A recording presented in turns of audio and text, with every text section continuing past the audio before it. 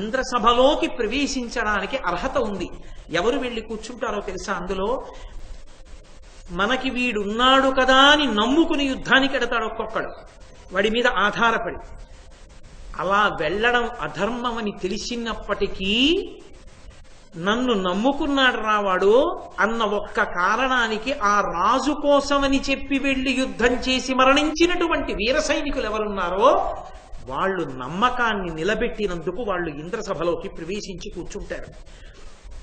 తమ కుల ధర్మాన్ని, తన కులంలో ఏ ధర్మం పాటించాలో ఆ ధర్మాన్ని తప్పకుండా చక్కగా పాటించినటువంటి వాడెవరు ఉంటాడో అటువంటి వాడు శరీరం పడిపోయిన తర్వాత ఇంద్రసభలోకి ప్రవేశిస్తాడు.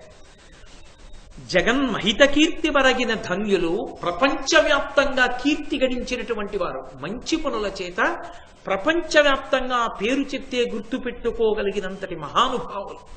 అటువంటి వాళ్ళు శరీరం విడిచిపెడితే ప్రపంచం అంతా అన్నం తినడం మానేయాలి.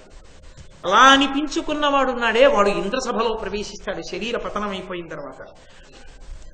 పరహిత వ్రతులైన పురుషులు ఎప్పుడూ ఇతరులకు ఉపకారం చెయ్యడమే తమ జీవితంగా పెట్టుకుని బతికున్నన్నాళ్లు పరోపకారం చేస్తూ బతికిన వాళ్ళు. రుగ్జరా మరణ శోక భయ బుభుక్షార్తి పిపాసా వ్యపేతులై, అటువంటి వాళ్ళందరూ కూడా రోగము కానీ, ముసలితనం కానీ, మరణం కానీ, ఆకలి కానీ, దాహం కానీ ఏమీ లేకుండా కొలుతురు సురరాజు నొలసి వాళ్ళందరూ కూడా దేవరాజు అయినటువంటి ఇంద్రుణ్ణి సేవిస్తూ ఆ ఇంద్రసభలో ఉంటారు. ధర్మము, అర్థము, కామము పురుష స్వరూపాన్ని పొంది ఇంద్రసభలో ఇంద్రుణ్ణి సేవిస్తుంటాయి.